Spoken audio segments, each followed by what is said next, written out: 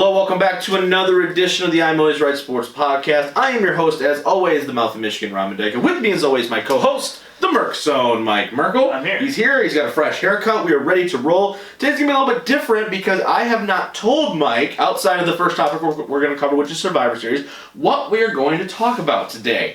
So it's going to be an interesting day today. We're still going to do the exact same thing we always do, which is bring you the very best in sports every single week. But Mike, let's just jump right in here. Survivor Series 2020, one of the core 4 pay-per-views for WWE.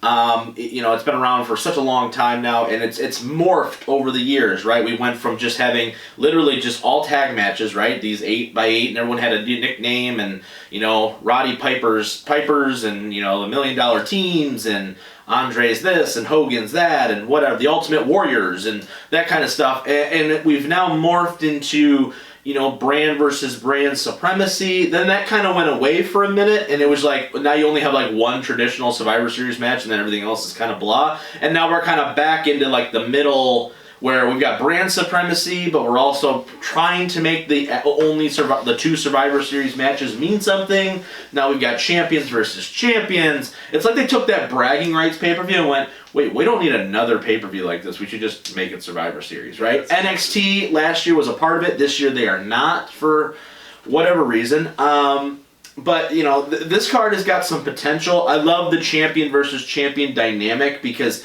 if done right, it allows for people to be like, theoretically, who's going to win this match, right? And that to me is always exciting. Even though because there's no titles in the line, it's just, I always enjoy the, okay, where do they think these guys are at, right? Like, okay, Shinsuke versus Seth Rollins. Okay, Seth's probably going over in this match, but what if they go this route? What does that say about what they think of the United States Championship or the Intercontinental Championship or which world title they like more, kind of thing? So the card is pretty much, is the card set at this point outside of McIntyre and Orton? I know they have a WWE title match on Monday night, but is there anything else that's like kind of up in there? Do we have all the members of the Survivor Series team yet, or no? No, we're missing one SmackDown men. Okay. And then we're missing one SmackDown women, I guess. Okay, great. So they're really booking that up to the last frickin' second, aren't they? The pay-per-view is literally next week. But okay, sure. Yeah, something like that. Either way, though, I think we can kind of hit this pretty accurately, I would say, regardless of that. So let's just go through the card real quick, Mike. We're going to preview that, and then we're going to go through some other stuff. Cool.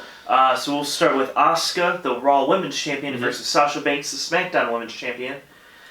Who do you think wins? I think this is technically Sasha's going to win by DQ because I think Bayley is going to interfere or something like that. That's fair. I for a second there I was like, wait, what? Because I was thinking Asuka was putting the title online. I'm like, I thought I heard they want to keep the title on Asuka till at least Mania. But I think Sasha technically gets the win because I don't think that feud is done, and I think Bayley's going to attack. Asuka doesn't have a real opponent right now, you know what I mean, on the Raw side, for them to be like, okay, they're gonna, maybe they start something on Survivor, I'm not sure, but right now I just don't, this match is one of those where it's like, that's the only way they can get out of it, because I don't even want to beat Sasha, because she just got the title, and they're not going to beat Asuka either. Yeah.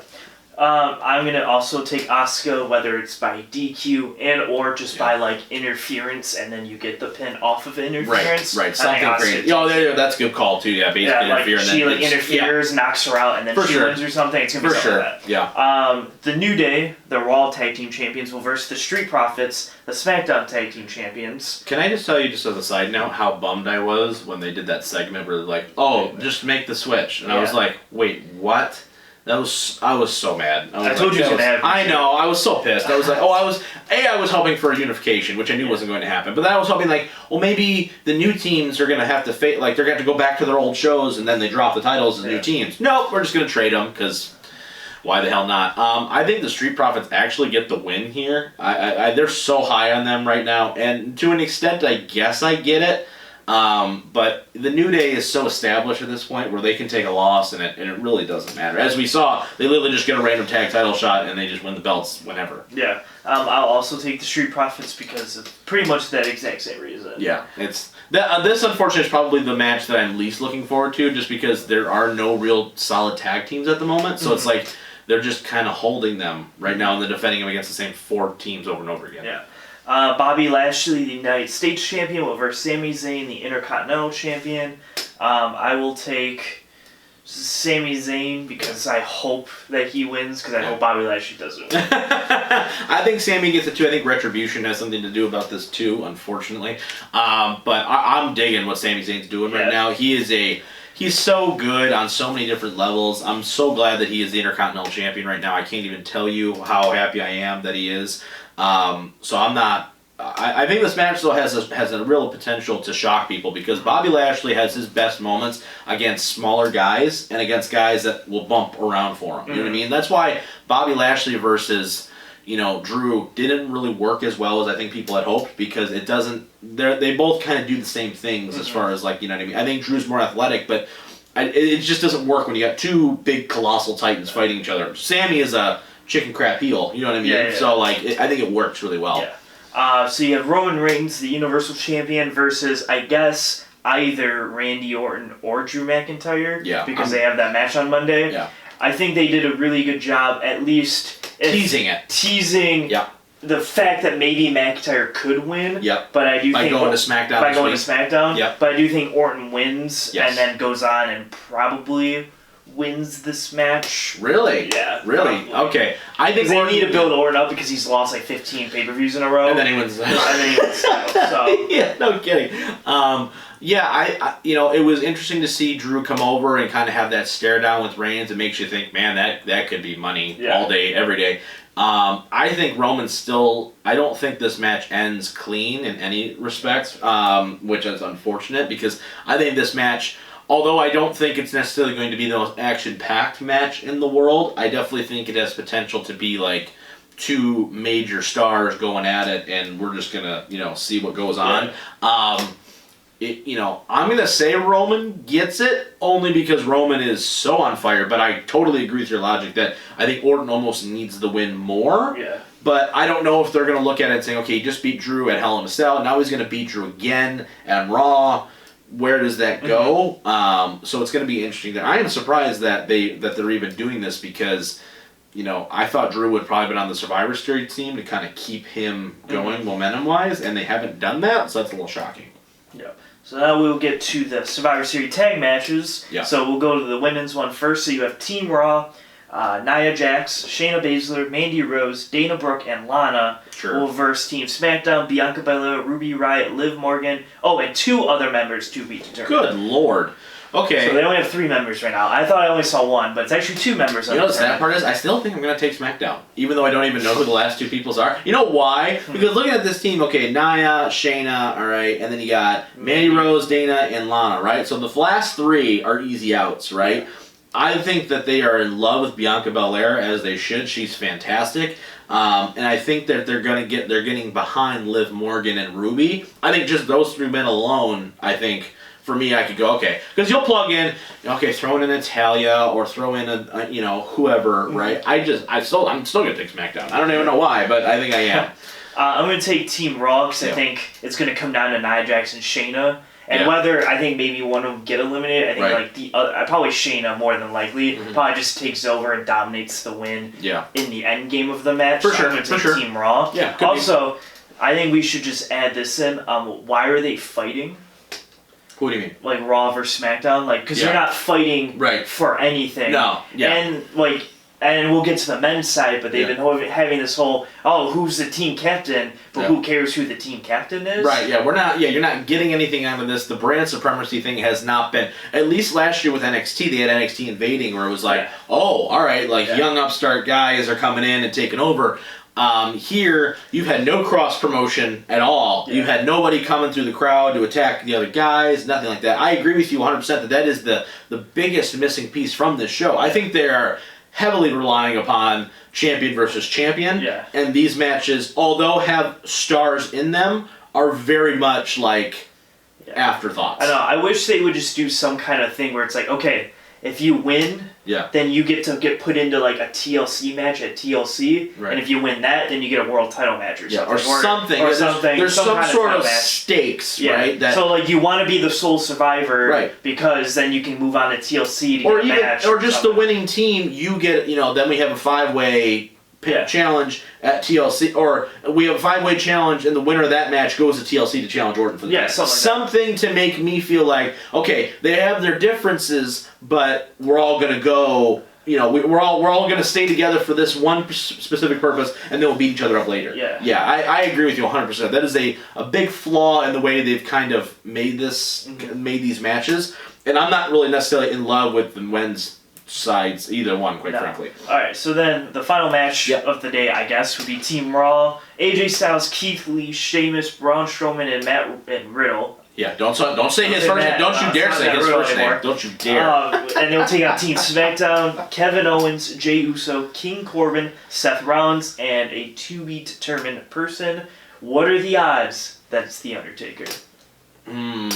Yeah, that's the missing piece here, right? And that's something I did want to hit on a little bit is Taker's 30th anniversary here. Yeah, this one's weird for me. I'm gonna say Raw wins. I don't really. That's I didn't even really think about the stakes until you just kind of said it, and it kind of just hit me all at one time. But when you make that argument, it's hard for me to be like, honestly, who cares? Because I guess Raw, because Raw pretty much got dominated last year in the Triple Threat Survivor Series team matches,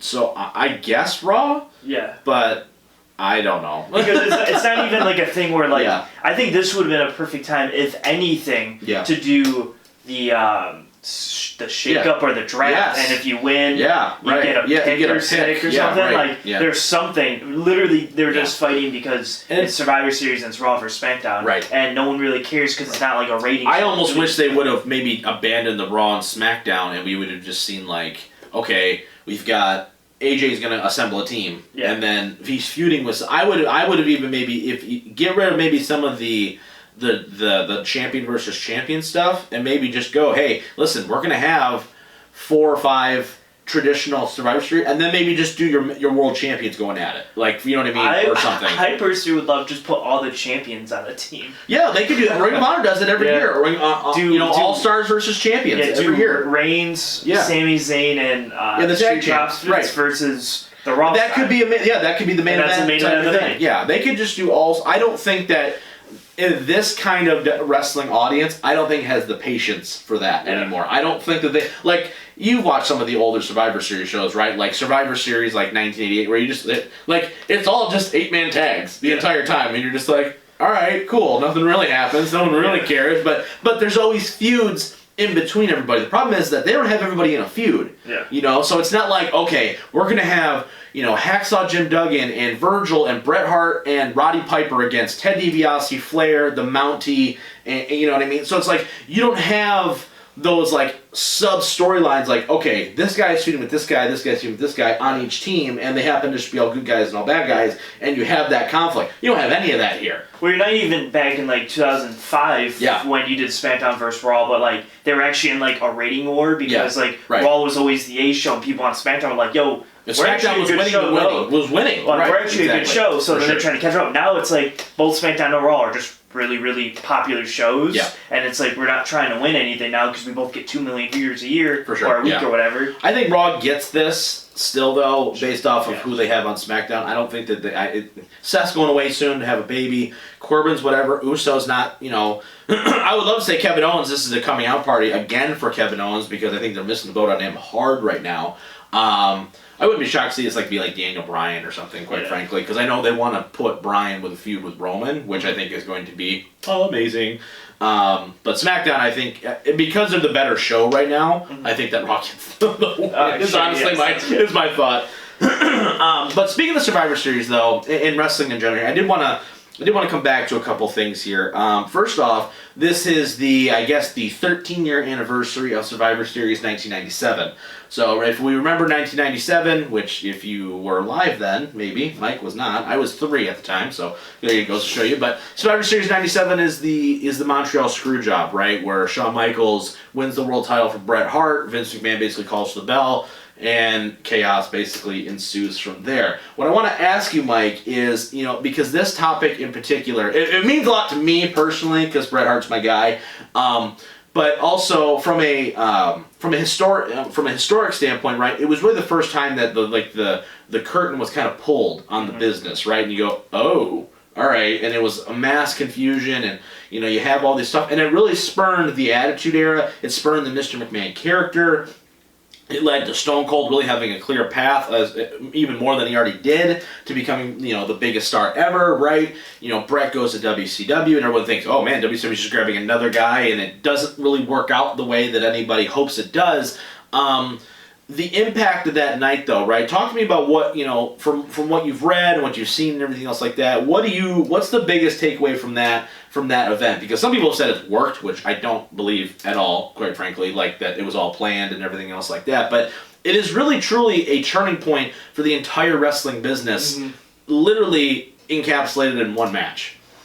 Yeah, I mean, the first time I even knew it was a thing was in 2010, because I started watching wrestling probably mid to later 2000s, and in 2010 they did the whole Bret Hart versus Vince McMahon. Yeah, Bret comes back to the company. Yep. And so that was the first time I ever seen any of these people together, and I was like, I don't even know what the storyline really is. I don't get it. I was like, I don't really know what's going on, because I was such a new fan at the time. Right. And then all of a sudden he kicks him in the nuts, and he's like, I'm never gonna forget. I was like, what? I have to go back. Yeah, you're right. So now Hold on. I was like, what is going on right now? Right. So then I went back to watch all of it, and it's just such a big moment, because I think really up to that point, like you said, there's never been It's anything.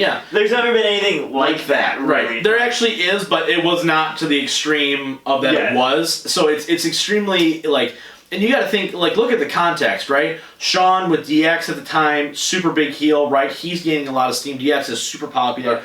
Bret was probably the biggest heel in the business, regardless of company at the moment, doing the U.S. versus Canada thing, and so it's you got this contract and everything else. I just wanted to take a moment just to look back on it, because it is such a historic moment, and it's something that literally changed everything. Yeah. Because if we played What If for a second, if Bret would have stayed, right? Even if it only stayed till 2000, that's when he got hurt by Goldberg and he pretty much ended his career. Think about the feuds that could have happened, right? Even if Shawn still gets hurt at the end of in the beginning of '98, Bret still being there, maybe he wouldn't be a top guy, but man, Bret versus Kurt Angle, right? Bret versus a Triple H, Bret versus Rock, a lot of these matchups, I mean, more Bret versus Undertaker, obviously, Bret versus Stone Cold, all of these different matchups that you could have had in addition to what they already were going to have in that Attitude Era, that sounds amazing in so many ways, right? And even if Shawn doesn't get hurt, do you see Triple H become Triple H, right? And do we see... There's just so many what ifs on if things would have happened just a little bit differently. It makes you really wonder, be like, man, the amount of talent and the amount of awesome things we could have seen instead of him going to WCW and wasting the last 3 years of his career. You know what I mean? Yeah. It just... And for me, it just makes me one of those... just because Survivor Series, there's not a lot of build-up going into the show, so I'm just like, maybe we go back and just look at some of the classic stuff. Real quick on The Undertaker here. Do you think that The Undertaker gets one more match at Mania? Do you think this is the start of something? They're going to have everybody there. They got the whole Broken Skull crew coming. They got Savio Vega, The Godfather, The Godwins. They got all these people that he rode with are coming to this thing. It's a big deal for Taker, and he's basically saying he's retiring. He's done, but never say never kind of thing. So... if he does get a feud, who do you think it's with? God, I don't even... who did he do it with? Who would you even roll with? And see, it's hard because I'm like, there's no who would maybe a Daniel Bryan, but I don't I don't know. But is Bryan gonna be heel for that? That's weird. It's weird. Yeah. I'm gonna say he doesn't, because I can't think of anybody unless some awful heel attacks him, and that's how they set up some match. But other than that, I'm I don't know who. The only one, I would be up for it if it's the right guy. However, if it's Braun Strowman or something, I'm gonna lose my damn mind, because I go, just stay retired. Don't even do it, because you're not gaining anything from this. You know what I mean? So that would be this would have been, if Taker was just a couple years younger.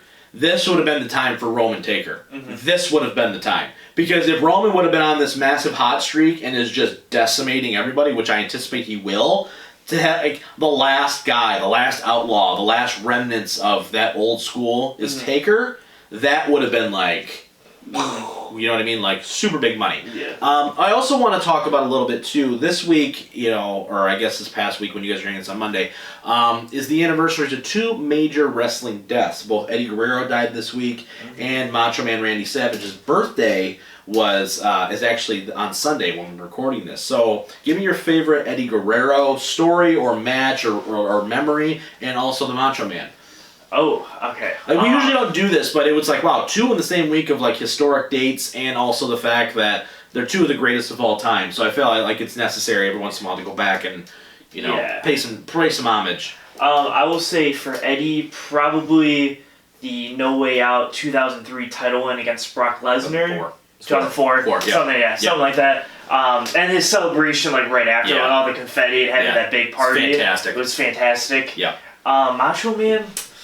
Yeah, Macho Man's before your time. Yeah, like, Macho Man wasn't even like anything before. You know what I mean? I mean, he was before my time too. But I watched stuff. You know what I mean, ahead of time. And when he was in WCW, I saw a little bit of him live, but before. Yeah, I don't know much about.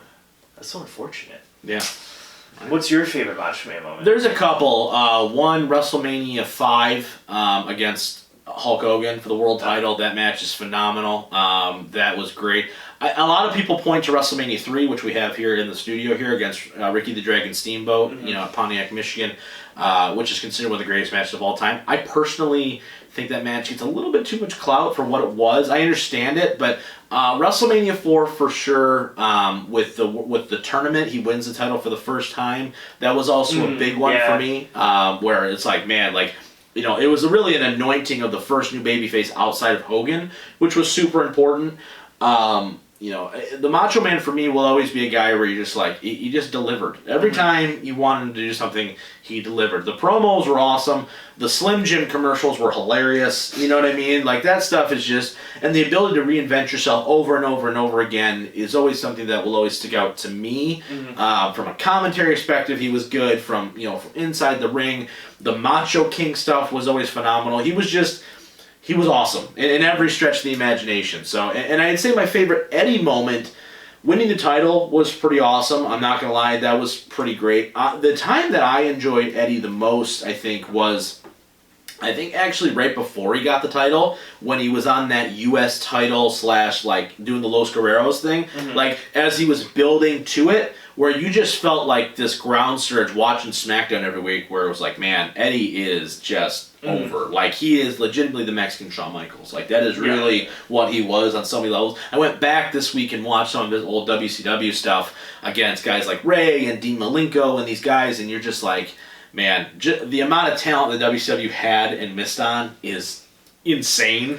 But you know what I mean? But at the same time, he was so phenomenal in so many ways. But just thought we'd take a moment here just to kind of pay a little bit of homage, pay some tribute, do some remembrance of two of the greatest of all time, some big moments that have happened in accordance to Survivor Series and everything else. So I think it's important to go back. But that's going to be it for part one. After the break, we got a lot of stuff coming up, but I'm not going to tell you guys because that means I'm going to tell Mike, and I don't want to tell Mike until we bring it all up. So I'm not going to do that just yet. So we got some big stuff coming your way after the break. Stick around. Hey guys, the Mouth of Michigan, Rob Mendyke here. Just reminding you once again that we are on all your favorite streaming services, whether that's iTunes, Spotify, Google Podcasts, even now, of course, Amazon Podcasts. You can find us wherever you listen to all your favorite podcasts. Make sure to hit that subscribe button and share us with all your friends. Once again, thank you so much for the support. Now here's part 2 of this week's episode. And welcome back to part 2 of the I'm Always Right Sports Podcast, episode 103 here. Be sure, guys, to tune in next week. You guys just heard it on the commercial, but be sure to tune in for next week's show, the 2-year anniversary. 104, Mike. 104. 104. We are there, 2 years in the making. Super excited about that. We got a lot of big things coming up here, so it's going to be a minute before we hit episode 200. So super excited about that. So be sure to be there for that. So let's jump right in here, though, Mike. We got some historic news this week. I don't know if you know about this or not, but you know what I'm going to talk about here? I have no idea. Are you sure? I'm going to give you a second. Historic news? Historic news in the world of sports this week. No, I do not. I All really right. cannot think of anything. Okay. Wait, is it something about like Tiger's played the most Masters literally ever because he's awesome? No. Okay. No, we're not going to talk about Masters because Tiger ain't really in the content. Okay. So sorry about you. No, we have actually just, the Miami Marlins have just announced that they are hiring, or they have hired the first ever female general manager in professional sports history. The highest ranking, I guess, female official from that perspective in any of the core four sports. You know what I mean? Which I think is super impressive. Kim Ng, she has been a person in player development for a long time. She won a World Series with the Yankees. She was with the Dodgers. She's interviewed several times for general manager jobs, and she's finally gotten it. She's the first woman to get this, and I think that's a pretty historic moment for not just baseball, but for any of the major sports, right? We talked about this a little bit. When we very first started this show, we talked about like the Becky Hammonds of the world, in the NBA. But now we're seeing, the first woman in power to make legitimate personnel decisions. I mean, she's going to be building the Marlins in her image. I know Derek Jeter is the CEO of the team and everything, but like, it's hers to rule the roost kind of thing. And, from what I've read on her, she's extremely qualified for the position. But the question I want to ask you, Mike, is like, are we going to start seeing more of this, right? Like, when are we going to see the first female head coach in any sport? Whether it's I think basketball will be the first one to do it. If we're being honest, like I think I know Dallas has a female assistant coach. Obviously, the Spurs do with Becky Hammond. You're starting to see finally some female NFL coaches, but not necessarily holding like I would say like position groups. You always kind of see like, okay, it's like assistant receiving coach or this. We're not seeing like a full on like, oh no, she's the wide receiver coach or she's the defensive backs coach or blah blah blah blah blah. So I think the NFL is still a little farther away. I mean, they're I don't think that they're ready just yet. But I think basketball, I think, is right around the corner. From that perspective. Give me just your thoughts on Kim Ng getting the GM job. And also, just where do you see this? This is like a monumental thing, I think, for sports, quite frankly. Oh yeah, I think it's absolutely phenomenal. Yeah. I'm always in the contention of just hire the best person for the job. Absolutely. If there was a female head coach that was so far away better in the NFL, I'd want the Lions to go get her. Yeah. I just want the best person that you think can do the job the best. Yep. And the Marlins said she can do the job better than anybody else in their mind, and I think it's phenomenal. And I do agree with you. I do think basketball will definitely be the first one. To get a head coach. Yeah.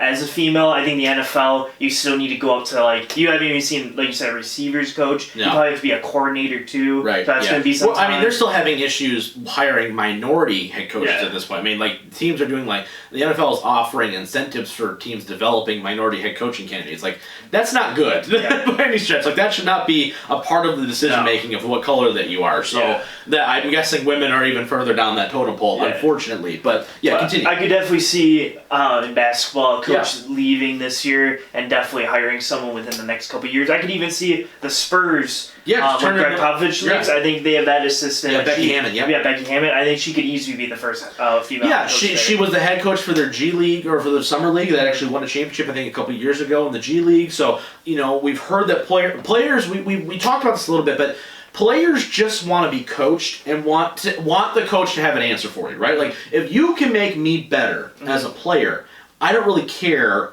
what you look like, what you're about, what you're like. I don't care about any of that. If you can make me better, and most importantly, if you can help us win, that's all that matters, I think, to a lot of professional athletes. I'm sure there's a very small minority of people who maybe would not have that same approach, but from everything that I've read and the articles and everything, especially when you started seeing these assistant coaches in the NBA get hired, it was one of those things where you're like, yeah, I don't care. Like, it's like, just tell me what to do. Like, if you see something that I can improve on, tell me. I want to know because I want to win at the end of the day.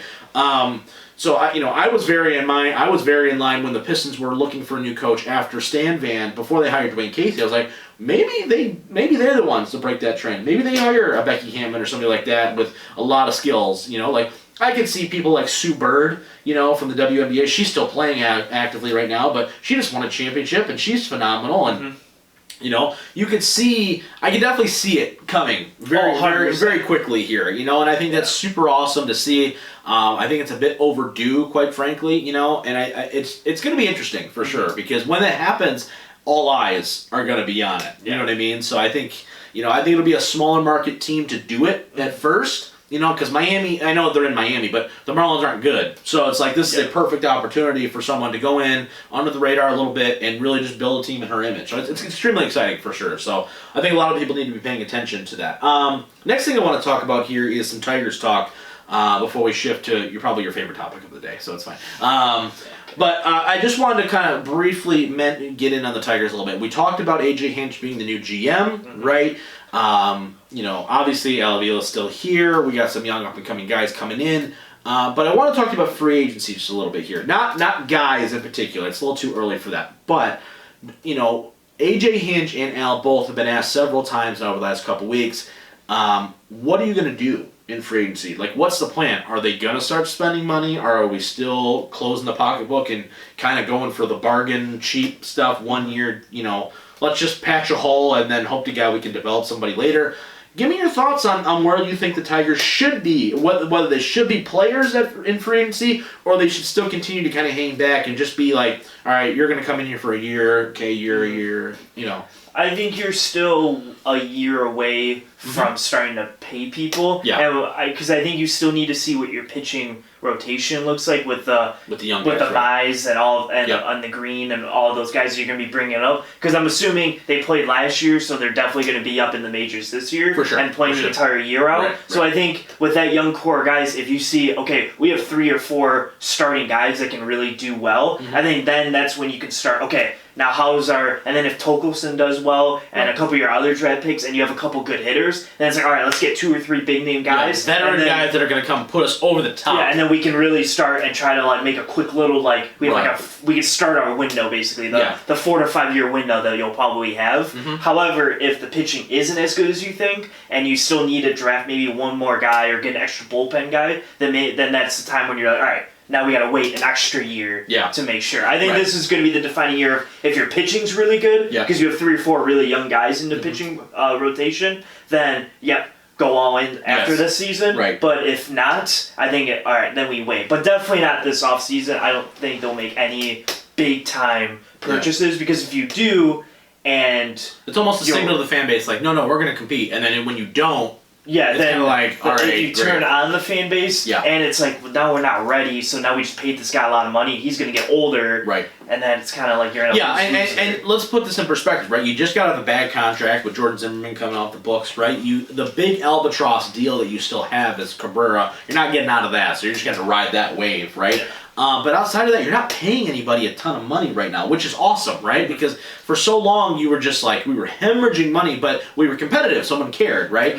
I think you're right on the money, though, Mike, when it comes to that. I don't think that they're necessarily ready just yet to really open the pocketbook for anybody of unless you're getting a guy in his prime. Like if Mike Trout was all of a sudden the next Mike Trout was available, okay, you dip your toes in the water, but he ain't coming to Detroit anyway.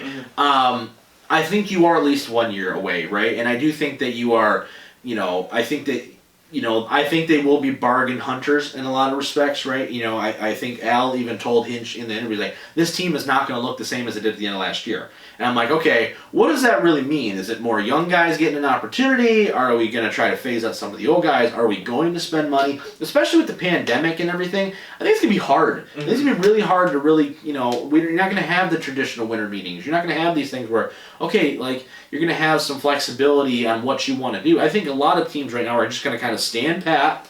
If you have a window open, you still got the window. And if not, all right, we're going to take another year to kind of get our ducks in a row. Baseball is weird, where it feels like a lot of times when a new manager comes in, it's almost like you're expected to win right away. I think in the NFL, you see where okay, it's going to be a year or two before they really start catching the groove. And basketball, same thing. All right, clearly the coach got fired for a reason. They need to revamp a roster, get a new coach in there. Hockey, same way. It's so hard to just be good just off the bat. Baseball, for whatever reason, it's like, no.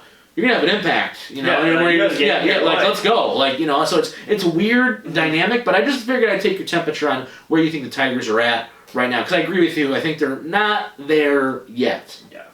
So it's going to be interesting for sure. All right, last topic, maybe second to last. I'm still him-hawing on one that I may save till next week, but depends on how pissed I want to get on this show. But I do want to talk to you about some NBA free agency. NBA free agency opens up on Monday. We've heard the Pistons rumored in a couple different things, and I'm going to bring those up in a second. But first off, are you on cloud 9 right now, or are you like in basketball overload? Because we just ended the season like a month ago, right? I feel like I haven't said the word Lakers in like 6 days, so I guess that's a new record for us. It is. But free agency is right around the corner, and there is potential to be some pretty big moves right out the gate. Well, am I in cloud 9? Pretty much. The more basketball and football I can get, the better for my well-being in life in general. But you really don't watch the Lions. No, I don't. No, I do. I usually skip that. It's so hard. But anyway, yes, I do think there is some potential to be some very big moves. Yeah. I don't expect anyone that I usually watch or pay attention to make any of those big moves, unfortunately. Yeah.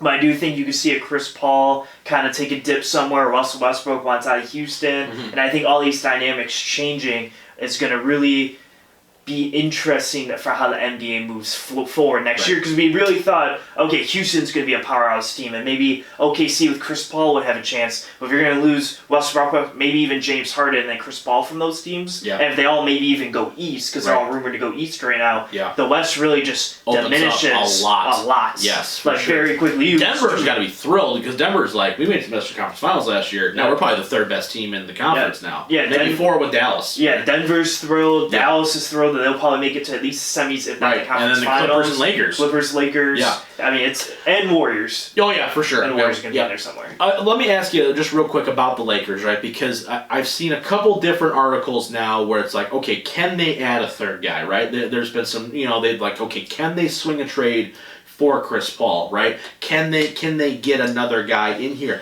My question to you is not whether they can, but whether they should. Because in my opinion, they played so well. I mean, and I get it. LeBron's getting older. I understand, right? But at the same time, you had a lot of key contributors on that team that you would have to get rid of. And quite frankly, if I'm Oklahoma City, you don't have anything I want right now. Kuzma, maybe, but after that, there isn't anybody on that short list of guys that if I'm Oklahoma City, where I'm looking to get younger, cheaper, and I'm looking to get picks. The Lakers have none of those. They don't have youth. They don't have picks. They don't got nothing. You know what I mean? I guess they can take some contracts on, but they don't have anything. They don't have a lot of cap flexibility or anything. Like, if you're the Lakers, do you really want to start tinkering with what's working right now outside of the rotational pieces? You only tinker if it's for the right people. And to be honest, I don't think Chris Paul is the right people. No, I don't think so at all. Specifically for your team. I think if you can maneuver for no, it's probably not going to happen. For like a Devin Booker or something. Yeah, okay, then you tinker for that. You better. Because you get a nice sharpshooter over there. Right. Or if you tinker for the right, I'll say right piece, but like a nice shooter or another nice big man that you can get or something. Yeah, if you get like a stretch 4 when Anthony Davis is not on the court to really help open up the offense a little bit. Exactly. I think that's the one piece that I could see them trying to make a move for, and possibly point guard. Yeah. But I think LeBron kind of shifts to the point guard right now anyway. So another playoffs. Yeah, another wing would be even better. A really good wing player. So, but Chris Paul for me, he's getting older. Not that he's bad by any means, but I think him and LeBron do very similar to the same thing. Yeah. And you see that when you have two people on the court that do very similar things, it doesn't really work out that cancel well. each other out. Yeah. So, if it's for the right person, I would love it. Yeah. But I think you have to wait. And the big names on the markets right now, the Chris Pauls, the Russell Westbrook, the James Hardens, none of those people I would want. Yeah. They're too ball dominant. They're way too ball dominant, and they're not as efficient. Let's talk about Westbrook, right? I don't think Harden's going anywhere. I think that if you get rid of Harden out of Houston, I think you're basically telling the fan base, by the way, the window is gone, and there's no more window. Like, we got to start over, basically. They don't have any youth to really build off of right now. It's hard right now if you're the Houston Rockets. But Westbrook, though, is interesting. Now, I'm going to ask this question knowing I already know the answer, but I'm going to ask it anyway. Do you want your Detroit Pistons to trade for Russell Westbrook? I wouldn't hate it. Okay. I said this 2 years ago. Yeah, we both said this. We both said this. Right. I talked you into this. Yeah, you did. You were not. I was him on, and then you were like, "Why not?" And I go, "You know what? Yeah, you're right. Why the hell not?" Yeah, I think if you add the nice veteran leadership and a guy who can basically just go out and get 25, 10, and 10 every single game consistently, and puts in 100% effort, even if he's inconsistent from three, even if he's really inconsistent in the jump shot area as a whole, if he just gives you 100% effort and plays every single game hard, I don't see the big problem realistically. Here is my... If this was 2 years ago, you talked me into it, I'm no longer on this train. Here's why, okay? It's two big reasons. Number one, you have the ninth... I just looked this up, actually. You have the ninth most cap space going into this offseason, right? You got around $31 million right now to play with, okay? That number will only increase, obviously, as the year goes on, and we still surely get out of Blake Griffin's contract, right? Russell Westbrook's contract, you want to talk about a bad contract. Russell Westbrook, at the end of his deal, is going to make like $42 million in that last year of his deal, okay? Number two, I am concerned about what you would have to give up, because you cannot mortgage the future, because even with... And Rod Beard from on Twitter there, he covers the Pistons. He said he thinks he found a way where they were able to actually keep Blake Griffin and acquire Russell Westbrook if that's what they wanted to do. I don't think they will do that. I think Blake would have to go the other way in order to make the deal happen. But just, you know what I mean? But I feel like you would be almost stifling all the things that you've done the last 2 years to get in preparation for the next 5. Because if you get Russ here, granted, would it make you a much bigger threat in the East? Yes, right? With teams like, the 76ers, you don't really know what the hell Boston's going to do. They got a lot of picks. They want to get rid of them all. They don't know what they're really doing, right? The Heat, can they repeat and do what they do? The Bucks are going to be in flux in a year from now. So the East is kind of a question mark, right? Especially at the top of it, if you really want to get nitty-gritty with it. I don't think the Pistons have enough with Russell Westbrook to make that run. You know what I mean? I don't think that they would have that. I don't think they would have enough. And also having to get rid of what they'd have to get rid of in order for me to feel like, okay, we're going to acquire Russell Westbrook, but this is immediately going to put us in title contention. I don't see that happening. So I just don't see the benefit outside of, okay, maybe we win a playoff series, maybe, just to do it. I'd be interested to see what it would look like. It's always cool to see a new star come here, but it's a little scary, and I feel like it just hurt us long term. Oh no, I agree. I mean, I kind of make that decision not based off like contract and what you give up. Just like, would you want to see Westbrook play? Oh yeah, obviously, cool. Obviously, awesome. I don't want to take on $42 million and give away 19 of our players, and we only have 14 on the roster to get Russell Westbrook. Right. But at the same time, I think it would be a lot of fun. I think he's going to go to the Knicks. I think he's going to go. I think this is a Knicks move to immediately kind of hope to jumpstart something. They have a lot of cap space. They got R.J. Barrett there. You got the 50th coach in 54 seasons there. To have Russ come in there, he's an immediate star, right? Yep. And you go, okay, we're gonna play fast, gonna be all effort kind of thing, and we're gonna draft somebody, and that's where we're gonna go, right?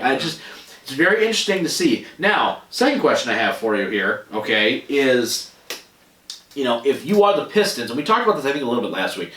What do you want to see the Pistons do here in this particular scenario? Like Fred VanVleet has already said, I want to get paid, and that makes me as a Pistons fan make me want to throw up because I do not want Fred VanVleet at all.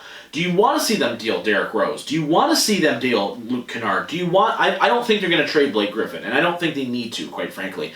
Do you want to see them make some more deals to bring on bad contracts so they can get more picks? We're hearing news that and I'm going to bring the draft into a little bit of this because my argument has always been you don't have any second-round picks for the next 5 years, and it's not like you're picking top 2. I'm hearing that they want to maybe trade up to get up to the number 2 or even number 1 spot to possibly draft LaMelo Ball, which now I'm getting conflicting reports all over the place. They're in, they're out. I don't know what the hell's going on. I don't know where the Pistons are at. So I'm looking to you because you follow the landscape of the NBA a little bit more than I do. What do you want to see this team do from a long-term, okay, we're not going to compete this year anyway, so what do you want to see them do? You want to see them trade back? Do you want to take that risk and trade number 7 in somebody to go and get a Ball or a Edwards or the big, what's the one big the tall guy's name? What, Patrick? Anthony Wiseman. Anthony Wiseman. What do you want to see happen? Is it contingent upon whether they can sign Christian Wood to a long-term deal? I mean, the draft is coming up soon, but like That's point being, yeah. But I mean, what I really want them to see, my best case scenario for them is really just sit, not really do a whole lot, and stick at number 7 and just pick the best player that you on think is your on the board. Yeah. I think it's your best move. I don't want you to trade down because then you'll lose those players players that probably won't be there after the top 10 picks. And then if you trade up, you probably have to give up a Luke Kennard, a Derrick Rose or something, and I think you need those pieces if you at least want to try to be a semblance of competitive this year. Yeah, you want to be a basketball team. If you want to be an NBA basketball team that not everyone just looks like make fun of all the time, then you're going to need a Derrick Rose and a Blake Griffin there. And if you try to get rid of them to like move up to the number 2 spot or something crazy, then I'm like, well, you just got rid. Like they want to get rid of like Blake Griffin to move up to number 2 or something to the Warriors, and I go, yeah, okay, but then you're going to pick a guy who's coming out of probably high school, basically. Anthony Wiseman would come out of high school almost. And hasn't played any basketball in 2 years, and you're just going to plop him in a month to play NBA basketball. Okay, we need you to play meaningful minutes now. Yeah. Like, with no veteran leadership at all. Because the only guy there would be Derrick Rose, and they'll probably ship Derrick Rose off somewhere too. Yeah. So I kind of just want them to stay stagnant, not really sign anybody. Do you want them to go point guard, or do you want them to go a big? I think it's got to be a point guard. In my personal opinion, I think it has to be a point guard. I do too. Or a point guard, shooting guard-ish type guy. No, I think it needs to be like the most pure point guard you can get. Yeah. Because I think that Derrick Rose is going to leave. I think they're going to trade him. I still think he's going to get traded. Him. He won't be here at the start of the 2021 season, probably. Yes, correct. And so then I'm like, if you're not going to have him, you need a guy there, and so just draft the best available point guard at number 7, and then because you have Blake Griffin and Christian Wood as your bigs, so you don't really need. You can sign another big in free agency, but I don't think you need to draft one. Yeah, I think you need to draft a good point guard. Right. Yeah, I think you need a facilitator, and not Fred VanVleet. Yeah, no, and that's the key, right? Is that they really did. Like, I don't want to see the Pistons outside of them signing Christian Wood long term. I don't want to see anybody. I don't want to really see anything. You know what I mean? Like, you need to give the young guys you have. You need Bruce Brown getting minutes, right? You need Svi, whatever his last name is, getting minutes. You need I don't know why Kennard has come up in trade talks. I like Luke Kennard. I think his defense is atrocious, but I think he's the best shooter you have, and it's not even close, right? So I think he brings meaningful minutes off the bench. I don't think he's a starter for you, but I think he's a very good player for this roster. So it's like, I don't really feel like making a splash move because I don't think you're in the position. Like, if the Warriors were like picking 12, and they had some injuries, but they were still relatively competent, and they wanted to go get a Wiseman to fill that middle, which is what they desperately need. I think he's going to wind up going there. That would make more sense to me, right? You have a championship window. You have 2 of the best shooters in the league, period, not even close. That is the time to make a move when you feel like you're 1 or 2 pieces away from making it. The Pistons aren't there yet with that. So for me, I don't even like talks of them going up because like if I'm almost in the trade down scenario. Like if Boston wants to give you 3 picks, I'm very inclined to possibly do that. Like if that's what they want and there's a guy at 7 that they're in love with, man. Sold, good deal, because now I get 3 picks at the dartboard. I can address 3 needs, and I can even take a little bit of a risk now and maybe take a guy who maybe didn't have the best, output in college, but maybe is just an athletic freak, and he's got upside up the yin-yang like Sekou does, right? Sekou didn't, blow the doors off anybody, but he's just an athletic phenomenon, right? He's just an athletic kid who doesn't even know what the hell he's doing yet. So there's some flexibility for the Pistons, but giving away the future and mortgaging the future on this draft, especially when there is not a Zion type of guy, is not the move in any stretch of the imagination. Okay. So it's a little scary. For just throwing it out there. It makes me nervous. All right. You know what? We're going to do this. All right, we're going to go to break real fast, and then we're going to talk on one last topic here. I feel like it needs to get done. I've been fighting the good fight on Twitter here the last couple weeks, so I think it needs to be addressed, and I think we need to kick this in the butt right now. If you don't know what I'm talking about, I think you do probably, but either way, we're going to do it after the break, so please stick around for an extended episode of the I Am Boys Right Sports Podcast. Hey guys, the Mouth of Michigan, Rob Medike here. One more time, just reminding you here on an extended 3-part edition of the I'm Always Right Sports podcast to not miss our 2-year anniversary show next week. 2 years that me and Mike have been on the air. We really appreciate all the support, so do not miss it. Now here's a special part 3 for episode 103. And welcome back once again. I know you're shocked. We're all shocked. I'm a little shocked. This was not planned for this part of the show, but I feel like it needs to be addressed. Now, I've already had Mike on his toes all day today, so I figured, why not one more monkey wrench at it? All right, we're going to talk Lions here for a second. But what we're not going to talk about Matt Patricia getting fired. That hasn't happened yet. If they lose to Washington, which, once again, you'll already know that result. If they lose that, he'll probably get fired anyway, so it's fine. We've all kind of made, I think, our bet that they're going to get fired, so it's cool. I'm not going to talk about that. What I do want to talk about is the Lions draft last year, okay?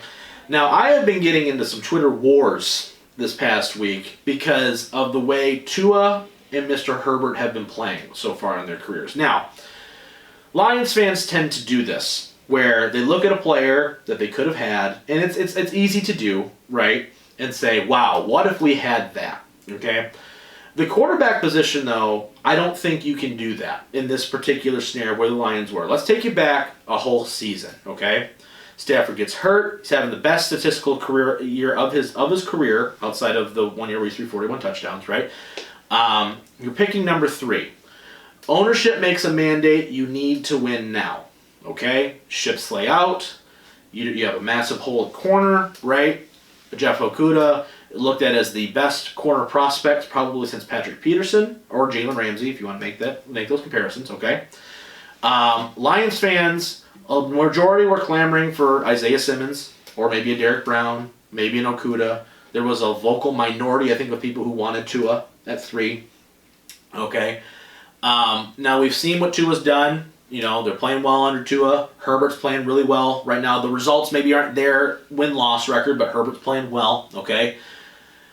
The argument is people are making now, because Stafford has not played well this year. We can all say it, right? He has not looked good. He does not look like him for whatever reason. That the Lions should have drafted Tua or Herbert at 3. Now, my argument, and I'm going to let Mike get on this too, because Herbert's his man, you know. And to be fair, Herbert was not on our radar at all during the draft. We do extensive draft coverage here. He was not on our radar. We didn't think that he was going there. His combine was not great. So the fact that he's playing as well as he is, which is awesome to see, just wasn't on our radar. But regardless, my logic is this. You were never going to take a quarterback at 3. Never. For just the reasons I listed above. Your defense was the worst in the league last year. You had a massive hole at corner because you traded away Slay, which you can argue is a good or bad move, depending on how you want to look at it. That's fine. I'll take either side of that argument. Stafford was playing well, if not amazing, last year, before he got hurt. You have, up and going into the season, you had 3 years left on his deal, so Stafford was not getting traded this year. He was not getting cut this year without taking a $30 million cap hit. And you needed to win now. And that is the part I want to focus on, is that you needed to win now. Now, they're not winning, no doubt, right? Like, that part is blown up in their face, and that's why everyone's going to get shit-canned at the end of this year. But the mandate was they needed to win now. Drafting a rookie quarterback was not going to help them in any stretch of the imagination, okay? Now, the argument is, well, you have the next guy for next year. The Lions are probably not going to trade Matt Stafford or release him next year. And you want to know why? Because they would take a $24 million cap hit next year if they got rid of Matt Stafford. They'd save $10 million. They'd get rid of him for $24 million in dead cap, okay? Now, the year after that is a very high possibility because it's only a $10 million cap hit, okay? You'd still be 3-5 regardless of what they did in the draft, okay? Isaiah Simmons is playing 35-40% of snaps in Arizona right now. He is just now getting into the rotation. Derek Brown has been a non-factor for Carolina at the moment. I'm going to stay by this, that the quarterback was never going to be an option, and because of the way where Stafford is in his contract, you do not benefit from having that quarterback sitting there on a rookie deal, because that's what people like to talk about as the rookie deal, right? Is that, you know, Mahomes and these guys, they all go in there and they fit in and they can spend money elsewhere because, you know, you're not paying the quarterback. The Lions have plenty of cap space. They have the 7th or 8th most cap space in the league right now. And once again, you lose that rookie contract advantage when your rookie quarterback is not playing for 2 years. And third of all these rookie quarterbacks, I'm going to take Tua and Herbert out of it because we don't know yet, but outside of that, the Mahomes, the Lamars, they all walked into a team ready to go. They needed the last piece. Mahomes was the final piece for the Kansas City Chiefs, right? They needed him to take them over the top, and he's played phenomenal. Lamar is what Baltimore thinks is the final piece in replacing Joe Flacco. So I'm going to say this again.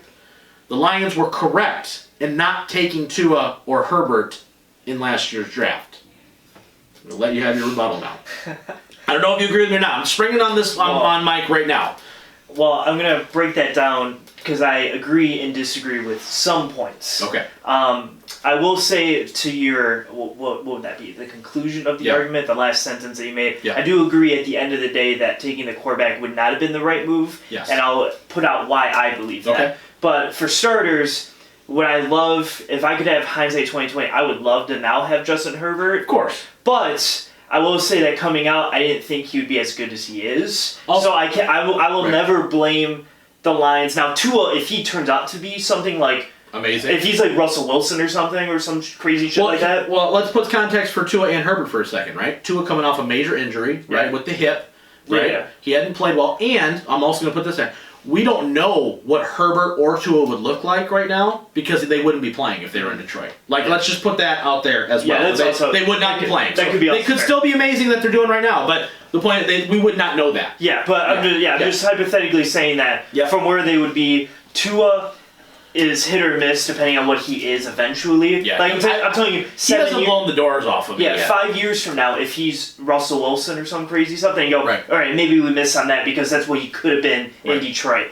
Justin Herbert, I not think would be nearly as good as he is right now. Yep. So we definitely miss on that. But I will never blame the Lions because I was never looking at Herbert being like, oh yeah, that's the next guy. No. Still a great player, and we don't know. We're 7 games in, guys. Yeah. Let's be real here. I will say, I think one thing about taking Jeff Okudah at 3 was one of my concerns going in was you say that quarterback's one of the hardest positions to just walk into. Absolutely. I think corner is probably the number 2 to walk in and do. No doubt. And I think that given that even though you had the beginning of the year, you hypothetically had Desmond Trufant, and then he got hurt, and Justin Coleman, he got hurt, so he had to play the starting role. That's fine, but also you had to maybe look at more depth then because Okudah having to guard Devontae Adams is a rough go. Playing Michael Thomas is a rough go. Like all these, or not Michael Thomas, he played DeAndre Hopkins or whoever. It was a rough go all around. So I don't necessarily agree with picking maybe Okudah at number 3.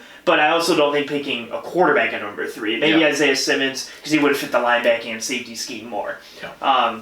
But that's that. Now, to the point of, I didn't think that the Lions were going to really win this year anyway, because I didn't think that the team and the scheme was going to work. The mandate was win now. I didn't think they were going to win now. Like, I just didn't have the confidence that they would win now. Right. So I am more in a benefactor that you have the new coach and the new GM or whatever come in and they draft the quarterback that they want. Because my problem would be if you say you picked Herbert or you picked Tua, but then the scheme that the new people come in is this guy doesn't fit. Yeah, he doesn't fit, so now we got to pick a new guy anyway. That'd be the problem. So I will say now, going into this next season with whoever the new coach and the new GM is, assuming that we're going to be picking top 10 and we have a range of quarterbacks that we can look at and pick, I would be very open to pick a quarterback this season, knowing that Stafford has 2 years left. He'll sit behind Stafford probably, and you have the new coach there. Right. But this past season, knowing it's win now, and Patricia, as you all see, he has 9 wins in the 2 years, probably won't win now. No, it's the odds that they were going to win now was very, very small. Yeah. So I think that now you have this new, whether it's Eric Bellamy or whoever you find somewhere, they pick. They get the Trey Lance, they get the Justin Fields, whoever they can maneuver around and pick, and then they sit behind Stafford for probably a year, maybe half a year, depending on if Stafford gets hurt or whatever, and then he comes in, okay, that's your guy. Well, and then you picked the guy. Right, yeah. And 2, let's this year, this upcoming season, right? Not this one that we're currently in, the next one. It's a $24 million cap hit. They're not getting rid of him for nothing. Like, you're not going to take that much dead money on for nothing, okay? The other point I want to make here a little bit because I think people are looking at, well, like, wow, Miami's 5-2 or whatever the hell they are, right? I'm like, okay, but we need to put this into context here. What does the team look like around Tua, and what does the team look like around Stafford as it's built right now, right? And where would where Tua would be in Detroit, or compared to where they're in Miami. Miami's done a nice job. Miami basically had a fire sale last year. They revamped everything, right? They traded away everybody that they could, and they made some big signings, right? And it's working right now for them, okay? I'm not a big fan of and this logic I think has now been proven over time by a lot of NFL franchises of, okay, we need to get the quarterback first. And here's why. And before that was the logic, right? When the Lions drafted Stafford in 2009, they were the worst team in the league, set records for how bad they were, okay? So the logic was, get our quarterback, put a team around him. They have not put a team around him. So, my point is now, maybe let's do the other thing. Let's do what the Chiefs did. Let's do what Baltimore's done. Let's do what some of these teams are attempting to do. Let's do what Chicago has done with Trubisky, even though it's not going to work out. But the fact is that they were successful. You put a team that is competent with below competent quarterback play in there, and they're still able to win games. That's the time to go take your rookie quarterback and say, kid, keys are yours. Go win us football games now, right? Like, it is so hard for a rookie to come in and just take Herbert is playing phenomenal right now, right?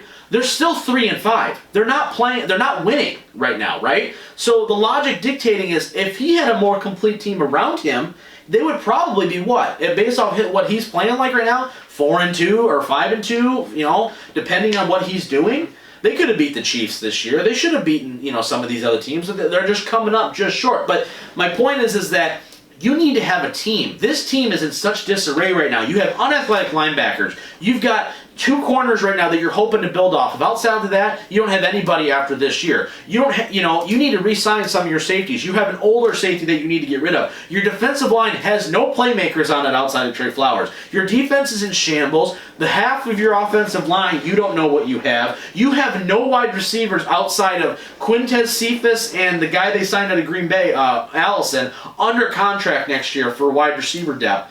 And you've got 1 tight end. And you've got a bunch of running backs that you may or may not know how to use. So this team, as we've seen it break down, is not ready to compete, okay? My logic is keep Stafford at least up until the end of next year, where you take a $10 million cap hit, but you trade him, you kind of offset that a little bit, right? If they take a quarterback in the first round, I'm not going to be mad. I'm not going to be pissed because it's, Stafford's coming into his mid-30s. It's time to start thinking about life without Matthew Stafford. I'm totally in agreement with that. But to say that putting a rookie quarterback in this current situation that we would be better is asinine to me. Because you're basically going to do to that rookie quarterback what you did to Matt Stafford. Which is you say, okay, kid, here you go. It's the same thing that Green Bay has done to Aaron Rodgers to a greater degree of success. But it's like, we're not going to hit on our draft picks. We're not going to give you any support. You're just going to need to carry us. Mm-hmm. And the greatest generational quarterback that we have seen probably in a long time in Aaron Rodgers has been in 1 Super Bowl because of his team's inability to put enough pieces around him, whether it's defensively or offensively, to get him there. To allow him to be like, you know what, I don't need to be perfect all the time. Look at New England.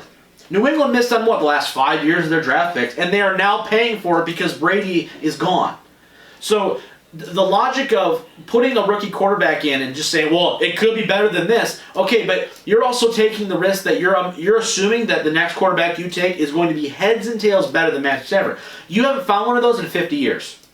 You've had 1 competent quarterback in 50 years. So, excuse me if I'm not necessarily eager McBeaver about throwing the coin flip again, because you could be the New York Jets right now, ruining a quarterback that has a great amount of talent. That's where I'm at right now. I'm totally with you, Mike, on taking a quarterback next year. They take Justin Fields, I'll be perfectly content with it. Because I know, okay, this is Stafford's probably his last year. We're going to get Justin Fields in 2022, and we're going to roll, right? And we're going to start building a team around him. If they don't take a quarterback this year, I won't be mad. Because I go, okay, you got Stafford still, Chase Daniel's still here, you take Micah Parsons, wherever that middle linebacker is out of Penn State, and you roll, right? And you get more athletic with a new scheme. The point is that I just wanted to address this a little bit because I think it's so important, because I think Lions fans right now I think they're just pissed off in general by the way the season is going. And once again, Stafford has not played well. He has not looked good. He's making dumb decisions. He looks frantic in the pocket at times, and I haven't seen it. I've seen stretches where he looks really good, but overall he has not played well. But to say that taking a quarterback here would have changed the Lions' fortunes, it doesn't make any sense. From a financial perspective, it doesn't make sense. From a scheme perspective, it doesn't make any sense. From a win now mandate, which is what they were under, which is what ownership wanted to do, if they would have came out and they would be 5-2 right now, nobody would be having this conversation. So that it's just, I'm just telling you guys, if you are a Lions fan, you have every right to be pissed off, you have every right to be upset, but put it in context of where they were at the time when they made the pick. You don't like Okudah? Fine. I think he's playing pretty darn well considering what they're asking him to do. You got no safety help, and you've got no pass rush. Rookie corners are going to get killed doing that. But he's a top 5 rookie corner right now. He was at one point the highest rated rookie corner in the league. So I'm not pissed about the Okudah pick. You can say you wanted Simmons. You can say you wanted Derek Brown. That's fine. The point is still the same. Taking a quarterback at 3 was not the move. Okay? It's okay. It's okay to be a fan. It's okay to think about the what ifs. There's plenty of what ifs. We could have Aaron Donald right now. We could have J.J. Watt. We could have a lot of people. But we don't. So look at the context of why they made the pick or where they made it, and then make your assumptions. You don't like Stafford, that's fine. You got every right to not like him at this point. He ain't playing well right now. But if he goes on a stretch of 9 games where he throws 19 touchdowns and 4 picks, no one's going to be bitching about Matthew Stafford. So put it in context, think about it, and then make your assumptions. You want a new coach in? So do I. So does Mike. We've been clamoring for it for 3 weeks now. Okay? It's okay to be upset about where the team is, but you can't look at apples to apples and say that Justin Herbert will be doing the same things here in Detroit. You can't say that Tua will be doing the same things here in Detroit. It's just not the same thing. Tom Brady would be struggling with the way this team is playing right now. I mean, shit, he just threw 3 picks against the Saints, for God's sakes. You know, it's hard. This team is not good. They don't have a lot of talent on this team right now. So you're asking a lot from a 21-year-old kid to somehow take it over the top. We did it once. Let's not ruin another quarterback. Okay? Okay. Sorry, I just had to get that off my chest. It was stressing me out. I have arguments left and right with it. It's just, it's all about context. Context is always king in my world. So, anyway. I'm really excited about talk about the draft though at some point because it'll be fun. But anyway, next week we're going to be talking NFL pretenders and contenders. We're going to be I'll be halfway through the season at this point. We're going to talk about some of the teams that are kind of floating around the top spots there. We're going to be doing that. We're going to be talking the Pistons draft. Obviously, we may be even hitting back on NBA free agency depending on what moves possibly happen. Lots of big stuff coming your way next week. I appreciate you guys letting me stand on my soapbox for a minute and talking about this, but I had to get it off my chest. But that's going to be it for this week's show. On behalf of the missing whale man, he's the Merc Zone, I'm the Mouth of Michigan, and we will see you guys, as always, next time.